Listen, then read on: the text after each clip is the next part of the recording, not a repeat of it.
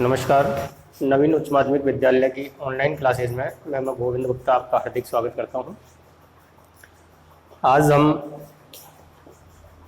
सबसे पहले जो स्टूडेंट 10वीं पास करके आए हैं और 11वीं क्लास में जिन्होंने कॉमर्स लेने का डिसीज़न लिया है उनका स्वागत है। उनको बहुत बहुत बधाइयाँ, शुभकामनाएं कि आप अपने सब्जेक्ट का जो आपने डिसीज़न लिया है उसमें आप पूरी मेहनत करें और भविष्य में आपको उसमें बहुत अधिक सफलताएं प्राप्त हो। आपने जो सोचा है वो आपको उनकी सफलताएं आपको मिले। तो देखें अपन कि 11th कॉमर्स जो है, जो अपनी क्लास है 11th कॉमर्स जो सब्जेक्ट है, इस कॉमर्स सब्जेक्ट के अंतर्गत जो मुख्य रूप से जो सब्जेक्ट होते हैं वो अपन के 3 सब्जेक्ट होते हैं। इसमें पहला है आपका अकाउंट्स,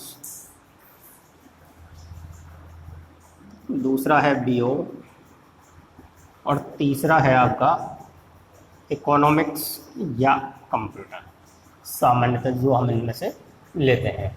तो ये 3 सब्जेक्ट हमारे ऑप्शनल के रूप में आते हैं और कंपलसरी, ये तीनों जो सब्जेक्ट है अपन के वो ऑप्शनल होते हैं। और कंपलसरी में आपकी हिंदी और इंग्लिश जो होती है।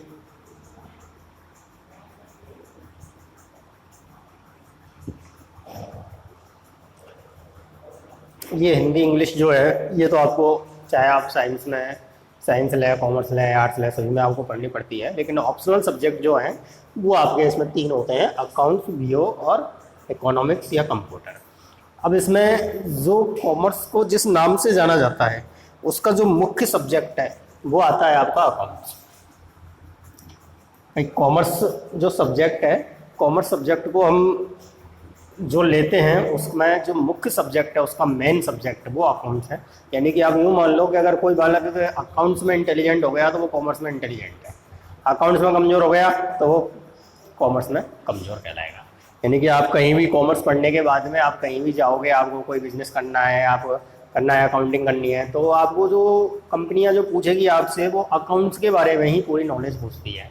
इकोनॉमिक्स और बीओ के बारे में बहुत कम नॉलेज आपसे पूछी जाती है। जो मेन जो नॉलेज होनी चाहिए वो होनी चाहिए आपकी अकाउंट्स की। और वैसे भी जो है बीओ आपका थ्योरी का सब्जेक्ट है। जैसे अपन सामाजिक ज्ञान को, सोशल साइंस को आप पढ़ते हुए आए हैं कि भाई सोशल साइंस है आपकी, उसको आपको याद करना है।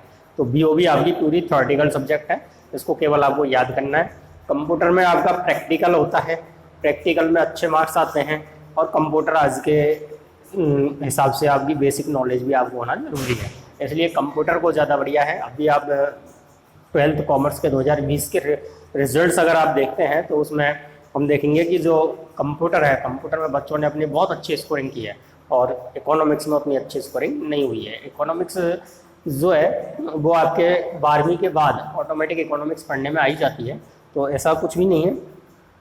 तो इसमें जो मुख्य सब्जेक्ट है आपका अकाउंट्स। अब अकाउंट्स आपका इसका मुख्य सब्जेक्ट होता है और अकाउंट्स में ही हमको समझना होता है। अब अकाउंट्स में समझने के लिए क्या है, अकाउंट्स में सबसे पहले हमें देखना होता है कि इसमें क्या करनी होती है, हमें जनरल एंट्री।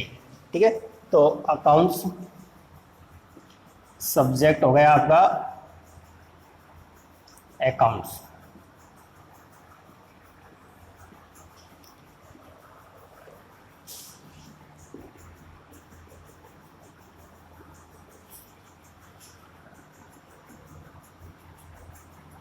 ये पहला लेक्चर है आज हमारा। अब अकाउंट्स में जो मुख्य चीज़ है कि आप किसी भी चीज़ का अकाउंट्स में जब अपन पढ़ेंगे तो सबसे पहली जो चीज़ आती है वो आती है आपकी जनरल एंट्री।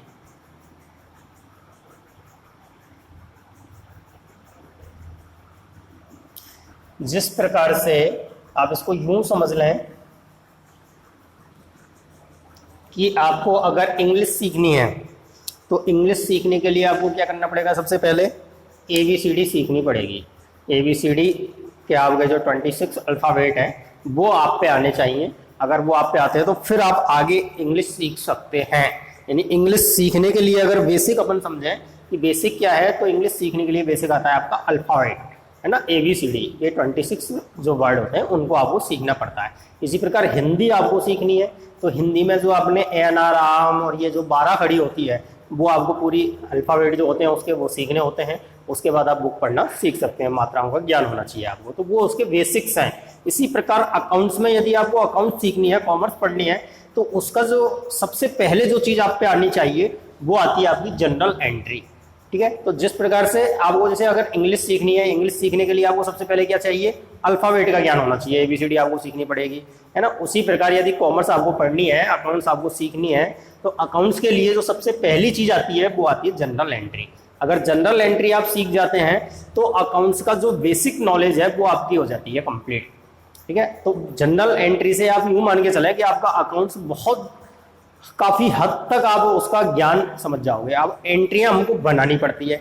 एंट्री क्या होती है ना, एंट्री के लिए आप देखिए सबसे पहले तो कि जो हमारी एंट्री होती है ये हमारा कौन सा सिस्टम होता है, डबल अकाउंटिंग सिस्टम।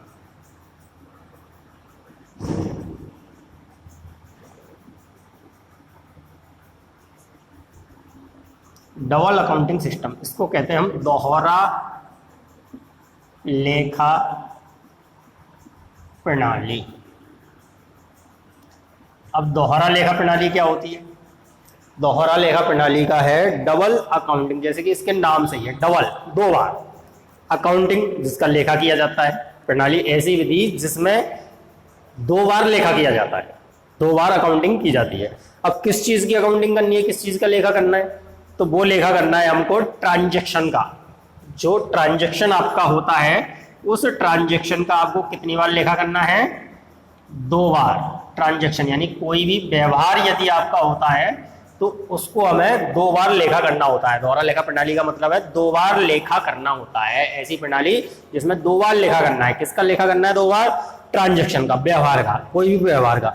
अब व्यवहार क्या होता है, व्यवहार का मतलब होता है, ट्रांजैक्शन का मतलब कुछ लेना और देना। जैसे ये मैंने एक पेन खरीदा 10 रुपए का, तो इसमें क्या इफेक्ट आए, इसके दो इफेक्ट आए हैं। क्या इफेक्ट आए हैं, पेन खरीदा है, पेन आ गया मेरे पास, और कितने में खरीदा है, 10 रुपए में, तो 10 रुपए गए मेरे पास से, तो दो इफेक्ट आए। एक तो मेरे पास पेन आया और एक 10 रुपए गए, तो दो इफेक्ट इसके हो गए। तो दोनों इफेक्टों का हम लेखा करते हैं, उसको ही हम कहते हैं दोहरा लेखा प्रणाली। जब किसी ट्रांजैक्शन का दो बार लेखा किया जाता है, यानी दोनों पक्षों का लेखा किया जाता है, व्यवहार एक ही है उसका दो बार नहीं करना, लेखा एक ही बार करना है, लेकिन दोनों पक्षों का लेखा किया जाता है, तो उसे हम दोहरा लेखा प्रणाली कहते हैं। ठीक है, डबल अकाउंटिंग सिस्टम। तो आपको ये समझ में आ गई कि अकाउंटिंग में जो हम एंट्रियां करते हैं, एंट्री हमारी कौन सी पद्धति पर निर्भर है, दोहरा लेखा प्रणाली पर, डबल अकाउंटिंग सिस्टम पर। ठीक है, अब हम एंट्री करना सीखते हैं। एंट्री आपकी बहुत ईजी है। एंट्री करने के लिए अब आपके समझ में आ गया कि जो भी ट्रांजैक्शन होगा उसकी हमें एंट्री करनी है। यानी कि ऐसा कोई भी ट्रांजैक्शन जिसके द्वारा पैसा जाता है या पैसा आता है, यानी आपके व्यवसाय में, व्यवसाय की हमें एंट्रियां करनी होती है, तो आपके व्यवसाय में कुछ भी यदि गया है या कुछ भी आपने प्राप्त किया है, कोई भी ट्रांजैक्शन हुआ है जिसका मुद्रा में मूल्यांकन किया जा सकता है, जिसकी वैल्यू हमें रुपीज में की जा सकती है, उसका हमें लेखा करना है, उसकी अकाउंटिंग करनी है। अब उसमें ट्रांजैक्शन कौन कौन सी होते हैं और उसका लेखा आप किस प्रकार से करेंगे, तो इसके लिए मैं आपको एक सिंपल नियम बना देता हूँ। जनरल में एंट्री करने के नियम, अपन इसके पक्ष जो होते हैं वो दो होते हैं, एक DR पक्ष होता है और एक CR होता है। DR को हम डेबिट या नाम पक्ष कहते हैं, और CR को क्रेडिट या DR पक्ष या डेबिट, और हिंदी में बोलते हैं इसको नाम। और CR करने के लिए एक तो होता है इसका CR पक्ष, पब्लिक, इसको हम क्रेडिट भी बोलते हैं, और या बोलते हैं जमा पक्ष। अब इसमें देखिए आप कि इसकी क्या, किस प्रकार से इसके नियम लागू होते हैं। तो इसके जो नियम है वो 3 नियम, आपको कोई भी एंट्री करनी है तो एंट्री करने के लिए दोनों पक्षों में उसका लेखा किया जाएगा, एक DR में और एक CR में। अब किसको DR करना है, किसको CR करना है, उसके लिए ये नियम है। जनरल में लेखा करने के नियम इनको कहा जाता है। तो वो कौन कौन से नियम है आप देख लीजिए। आपको जब भी कोई ट्रांजैक्शन होता है तो सबसे पहले ये देखना है कि व्यवसाय में क्या आ रहा है। DR करने के लिए देखना है सबसे पहले व्यवसाय में क्या आ रहा है। और सीआर करने के लिए देखना है आपको व्यवसाय से तीन नियम है। क्या जा रहा है, यानी कि ये उल्टे हो जाते हैं एक तरह से। तो आप पहले डीआर के देखना है। तो डीआर करने के लिए हमें सबसे पहले देखना है व्यवसाय में क्या आ रहा है। जो भी वस्तु हमारे व्यवसाय में आ रही है उसे हम डीआर कर देंगे। दूसरा हमें देखना है पाने वाला कौन है। यदि व्यवसाय में कुछ नहीं आ रहा है तो हम दूसरे नंबर पर ये देखेंगे कि पाने वाला कौन है। फिर तीसरे नंबर पर देखेंगे यदि हमारे व्यवसाय में कुछ भी नहीं आ रहा है, पाने वाला भी कोई नहीं है, तो फिर तीसरे नंबर पर हम देखते हैं कि हानि या खर्चा तो नहीं है। हानि या खर्चा तो नहीं है। अगर हानि या खर्चा है तो उसे हम सीआर कर देते डीआर कर देते हैं। अब इसी प्रकार डीआर करने के लिए बस तीन ही चीज़ है। अभी कैसे, अभी आपके कुछ संबंध में तो ज़्यादा नहीं आ रहा होगा, लेकिन आप अभी 5 मिनट का पेशेंस रखें। 5 मिनट में आपको ये समझ में आ जाएगा कि कितना इजी तरीका है। ठीक है, अब अपन सीआर करने के लिए देखेंगे हम। तो जैसे इसमें डीआर करने के लिए देखा व्यवसाय में क्या आ रहा है, तो इसका उल्टा हो जाएगा, व्यवसाय से क्या जा रहा है। दूसरे नंबर पर पाने वाला कौन है, तो यहाँ सीआर में क्या हो जाएगा, तो इसका उल्टा हो जाएगा देने वाला कौन है। पाने वाले की जगह हो जाएगा देने वाला कौन है। और तीसरे नंबर पर जो इसमें अपन ने लिखा है हानि या खर्चा तो नहीं है, तो इसका उल्टा हानि या खर्चा का मतलब लाभ या आय तो नहीं है। अगर लाभ या आय है तो उसे हम सीआर कर देंगे। तो ये आपके इसके नियम हो गए। ये आपके 3 नियम हुए। अब इसकी एंट्रियां देखिए। अब हम इसकी एंट्रियां करेंगे। अब ये नियम हमें ध्यान में आ गए। नियम क्या क्या हुए आपके, नियम हुए व्यवसाय में सबसे पहले डेबिट करने के लिए व्यवसाय में क्या आ रहा है, सीआर करने के लिए देखेंगे व्यवसाय से क्या जा रहा है। पाने वाला कौन है उसे डीआर कर देंगे। अगर पाने वाला नहीं है इधर सीआर करने के लिए देखेंगे देने वाला कौन है।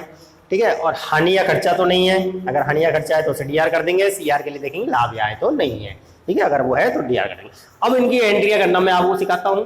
आप एंट्री करना सीखिए। 2 मिनट में आप एंट्री करना सीख जाएंगे, लेकिन थोड़ा दिमाग से ध्यान से समझिए इसको। जैसे ये मान लीजिए अपन ने एक ट्रांजेक्शन लिया। क्या ट्रांजेक्शन लिया, नगद माल खरीदा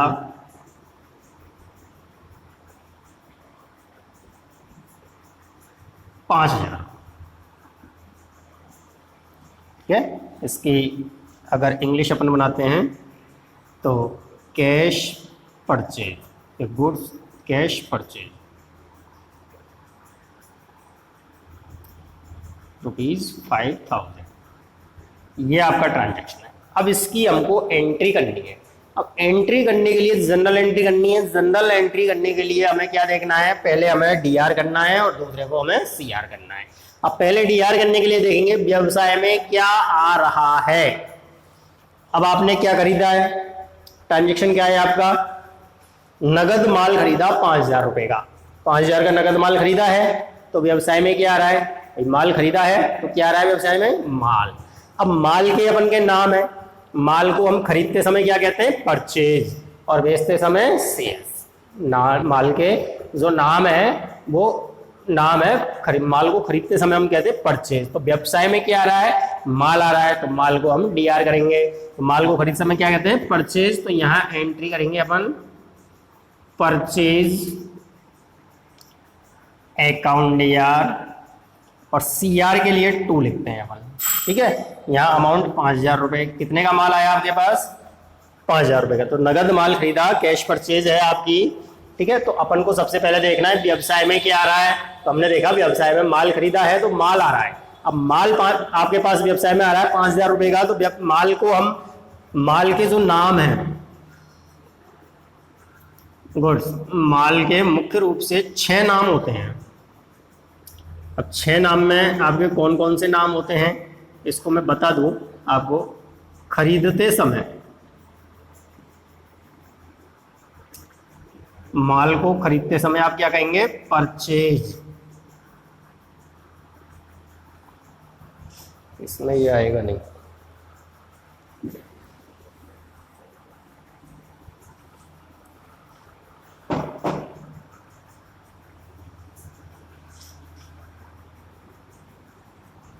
माल के जो नाम है आपके, वो आप देखें, माल को खरीदते समय आप इनको नोट भी कर लें कि माल को खरीदते समय हम क्या कहते हैं। माल को खरीदते समय कहते हैं परचेज, PURCHASE।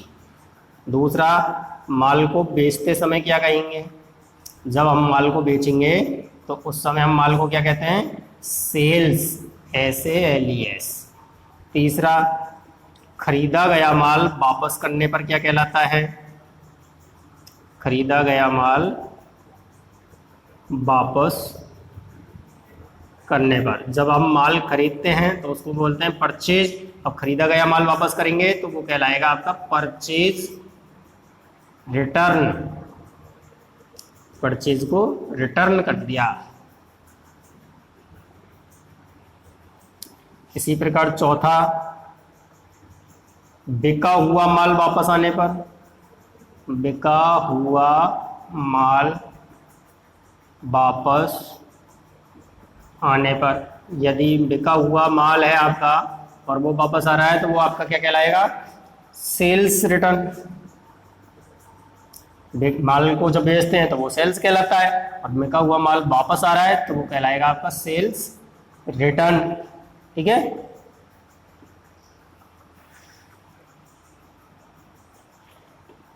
और वर्ष के प्रारंभ या अंत में, वर्ष के प्रारंभ या अंत में, वर्ष के प्रारंभ या अंत में वो क्या कहलाता है, वो कहलाएगा आपका स्टॉक। जैसे अभी वर्ष के प्रारंभ में कोई चीज़ है तो वो ओपनिंग स्टॉक, और वर्ष के अंत में कोई चीज़ है तो वो क्लोजिंग स्टॉक।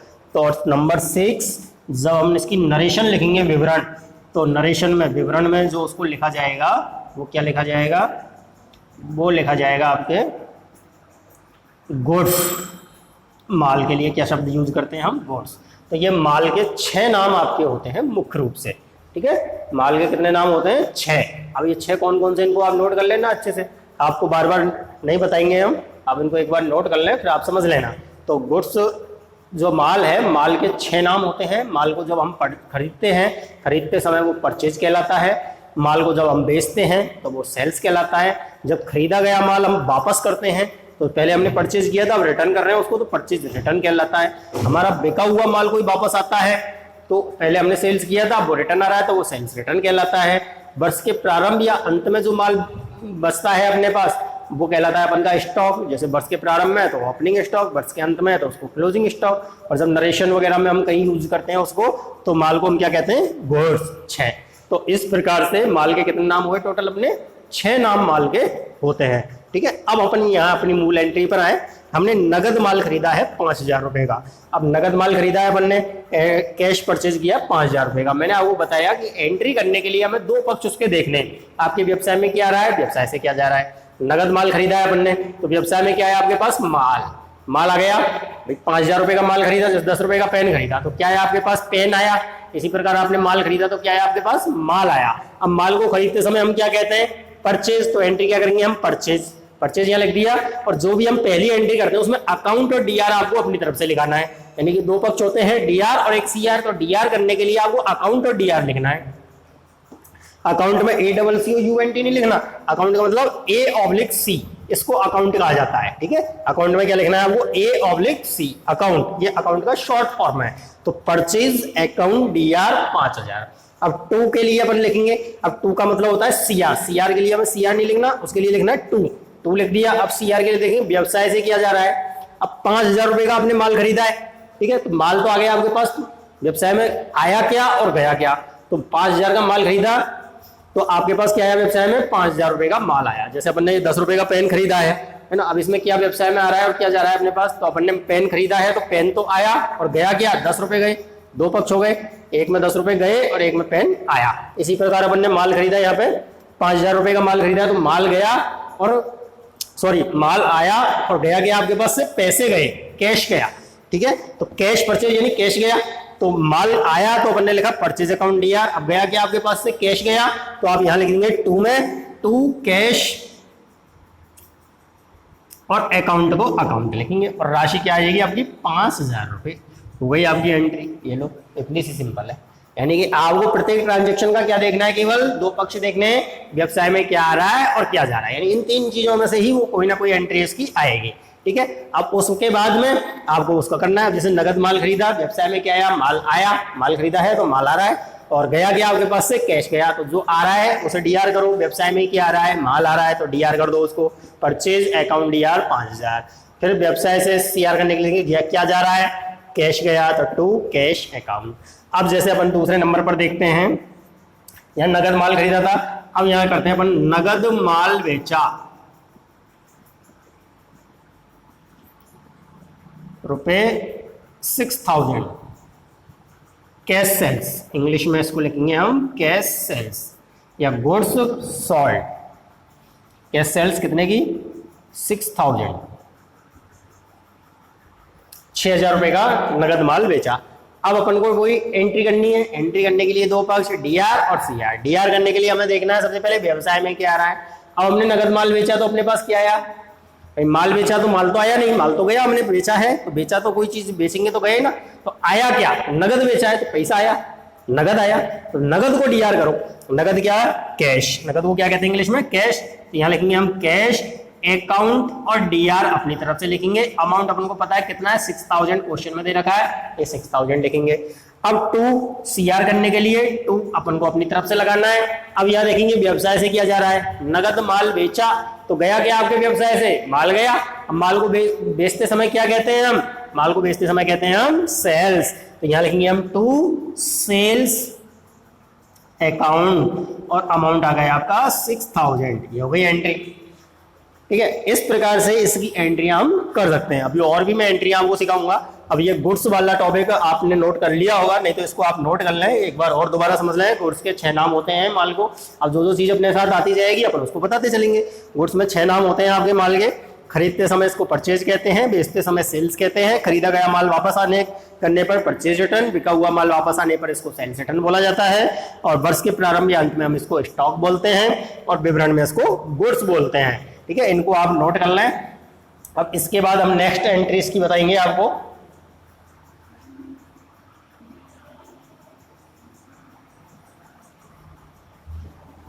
अब ये हुई आपके माल खरीदने और बेचने की। अब तीसरे नंबर पर अपन एक एंट्री लेते हैं, क्या, वाई को 2000 रुपए चुकाए।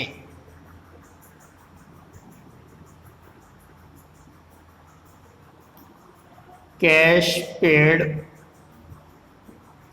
टू वाई, रुपए 2000। अब देखिए इसमें अपन की एंट्री क्या है कि वाई को 2000 रुपए चुकाए। अब एंट्री करने के लिए हमें क्या देखना है, फर्स्ट ऑफ ऑल तरीका वही है, नियम 3 ही है, इनके अलावा कुछ आएगी ही नहीं। अब कोई भी ऐसी एंट्री ले लेना, इनके अलावा कुछ आएगा ही नहीं, सब कुछ इसमें आ जाएगा। अब कैसे आएगा वो अब मैं आपको समझा रहा हूं। अभी सबसे पहले देखेंगे अपन व्यवसाय में क्या आ रहा है। हमने बाई को 2000 रुपए चुकाए हैं, अब आपके पास क्या आया। अब सोचो, बाई एक व्यक्ति है, उसको हमने कितना चुका दिया, 2000 रुपए गए हमारे पास से, अपनी जेब से 2000 रुपए उसको अपन ने बाई को दे दिए। आपके पास क्या आया, आया कुछ नहीं आया, कुछ भी नहीं आया। तो कुछ भी नहीं आया तो अब दूसरे नंबर पर देखिए, पाने वाला कौन है, प्राप्त करने वाला कौन है। हमने बाई को 2000 रुपए चुकाए तो प्राप्त करने वाला कौन हुआ, बाई हुआ। तो हम यहाँ बाई को डीआर करेंगे, जो पाने वाला है उसे हम डीआर करेंगे। तो 3 नियम है। पहला नियम, व्यवसाय में क्या आ रहा है, हमने बाई को 2000 रुपए चुकाए, व्यवसाय में कुछ नहीं आ रहा, तो हम दूसरा नियम लागू करेंगे, पाने वाला कौन है, पाने वाला हुआ बाई, बाई को चुकाए हैं तो एंट्री करेंगे हम यहाँ Y, Y's account DR to. अब बाई अकाउंट डीआर टू, अब सीआर के लिए व्यवसाय से किया जा रहा है, बाई को 2000 रुपए चुकाए तो क्या गया अपने पास से, अपने पास से गए 2000 रुपए, 2000 रुपए। तो टू, अब पैसे को क्या कहते हैं हम, कैश, तो टू कैश अकाउंट, और अमाउंट क्या जाएगा यार, 2000 रुपीज। हो गई एंट्री आपकी, ये लो, इतनी इजी एंट्रियां हैं। आगे समझ में, प्रत्येक ट्रांजेक्शन के 2 पक्ष होते हैं, दोनों पक्षों में उसकी एंट्री करनी है। एक डीआर पक्ष होता है, एक सीआर पक्ष होता है। डीआर पक्ष के लिए आपके 3 नियम है, उनके उल्टे सीआर पक्ष के लिए 3 नियम है। क्या डीआर होना है, क्या सीआर होना है, ये चीज आपको समझनी है। बेसिक आपकी जनरल एंट्रियां हैं, जनरल एंट्री एक बार आप सीख गए तो आपको और ज्यादा दिक्कत नहीं आएगी। अब जैसे भाई को अपन ने 2,000 रुपये चुका दिए, इसी प्रकार से हम एक एंट्री और लेते हैं। क्या ले रहे, एक्स ने 3,000 रुपये चुकाए, या एक्स से, इसको यूं लिख लें, एक्स से 3,000 रुपये प्राप्त किए। एक्स से हमने 3,000 रुपये प्राप्त किए हैं, यानी कैश रिसीव्ड फ्रॉम एक्स रुपये 3,000, ये आपकी एंट्री हो गई। Cash received from x 3,000। अब इसमें हम देखते हैं कि अपने पास व्यवसाय में क्या आ रहा है, वही एंट्री करनी है। एंट्री के लिए वही दोनों पक्ष देखने हैं अपन को, डीआर और सीआर। डीआर के लिए सबसे पहले कौन सा नियम लागू होगा, व्यवसाय में क्या आ रहा है, एक्स से 3,000 रुपये प्राप्त किए, क्या आया, कैश रिसीव्ड, तो कैश आया आपके पास, पैसे आए ना 3,000 रुपये, 3,000 रुपये आए तो कैश आ गया। तो यहाँ एंट्री क्या करेंगे हम, कैश अकाउंट डीआर, और सीआर के लिए 2। अब 2 के लिए देखिए व्यवसाय से क्या जा रहा है, एक्स से 3,000 रुपये प्राप्त किए तो आपके पास से क्या गया, आपने एक्स से 3,000 रुपये प्राप्त किए तो आपके पास से कुछ गया क्या, नहीं गया, कुछ नहीं गया। तो आप क्या करेंगे, कोई एंट्री नहीं करेंगे। व्यवसाय से क्या जा रहा है, कुछ नहीं जा रहा है। तो अब दूसरा नंबर देखें, देने वाला कौन है। अब यहां हम देखेंगे कि देने वाला कौन है। अब देने वाला देखेंगे हम, देने वाला कौन हुआ, देने वाला हुआ एक्स से 3,000 रुपये प्राप्त किए हैं। तो एक्स से 3,000 रुपये प्राप्त किए हैं तो देने वाला कौन होगा, एक्स। तो एक्स का नाम लिख देंगे, टू एक्स अकाउंट, और अमाउंट आ जाएगा आपका 3,000 रुपये। ये आपकी एंट्री हो गई। अब आपकी एंट्री समझ में आई, 4 एंट्री मैंने आपको बताई है, इनका आप दोबारा से रिवीजन करें, समझ में आएगी आपके। एक बार फिर इनको करके देखना आप, है ना। बहुत सिंपल एंट्रियां होती हैं, अकाउंट्स सब्जेक्ट बहुत सिंपल है। इसका केवल आपको एक बार बेसिक समझना है। अगर आपके बेसिक इसके समझ में आ गया तो अकाउंट्स में आप कहीं रुकने वाले नहीं हैं। अकाउंट्स इतना सीधा सब्जेक्ट है कि एक बार इसका बेसिक समझ में आ गया तो फिर आपको कोई ज़्यादा दिक्कत नहीं आती। और बेस, उसका बेस मजबूत होना चाहिए। तो बेस के लिए हम देख रहे हैं कि कोई भी एंट्री करने के लिए हमें उसके 2 पक्षों में एंट्री करनी है, एक डीआर में और एक सीआर में। डीआर में एंट्री करने के लिए हमें नियम ध्यान रखने हैं। नियम है उसका, व्यवसाय में क्या आ रहा है उस चीज़ को देखिए, जो चीज़ आ रही है उसे हम डीआर कर देंगे। फिर अगर कुछ नहीं आ रहा है तो दूसरे नंबर पे देखें हम पाने वाला कौन है, जो पाने वाला है उसे हम डीआर कर देंगे। और अगर पाने वाला भी कोई नहीं है तो तीसरे नंबर पर हम देखते हैं हानि या खर्चा तो नहीं है। अगर हानि या खर्चा है तो उसे हम डीआर कर देंगे, और नहीं है तो नहीं करेंगे। अब हानि या खर्चे की एक एंट्री ले लेते हैं। अभी जैसे अपन ने यहाँ नंबर 5 एंट्री देखी है,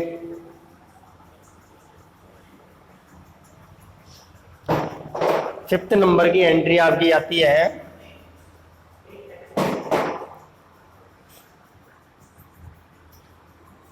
रेंट पेड रुपए 1,000, ना। इंग्लिश में, हिंदी में लिखेंगे इसको किराया चुकाया।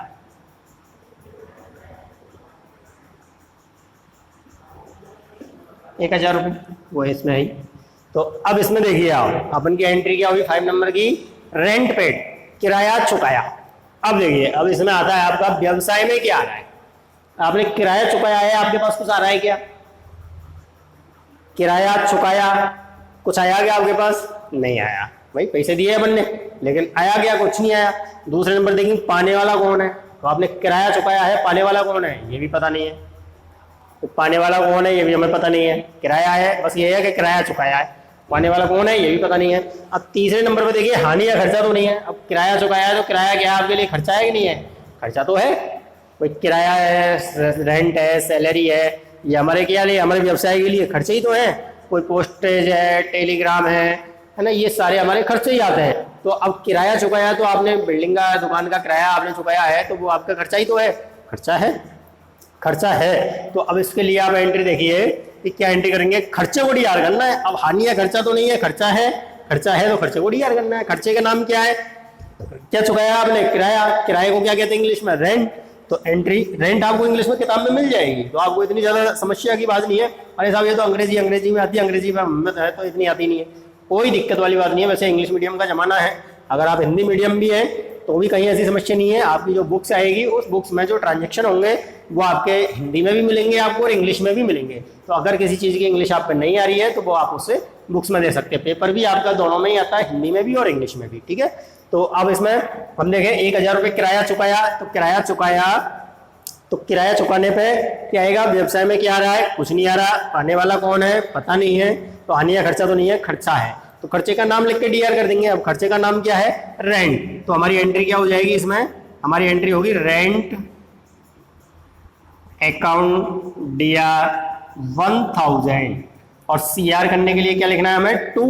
अब सीआर के लिए हम देखेंगे यहाँ व्यवसाय से किया जा रहा है, अब किराया चुकाया तो व्यवसाय से हमारे पास से क्या गया, भाई किराया चुकाया तो पैसे गए, अब पैसे को हम क्या लिखते हैं कैश, तो टू कैश अकाउंट और अमाउंट आ जाएगा 1000, ठीक है। तो ये एंट्रियां मैंने आपको कुछ एंट्रियां इस वीडियो में आपको समझाई है, इन एंट्रियों को आप दोबारा करें, अपनी तरफ से एंट्रियां बनाएं, उनको जो ऊपर हमने जो नियम लिखे हैं इन नियम के आधार पर उनका सॉल्यूशन करने की कोशिश करें। अकाउंट्स बहुत इजी सब्जेक्ट है, एक बार इसका बेसिक आपके समझ में आ गया तो आपको इसमें कहीं कोई समस्या नहीं आएगी। तो इनको आप रिपीट करें और अगले वीडियो में हम फिर इसके बाद और आगे की पढ़ाई आपको पढ़ाएंगे। Thank you.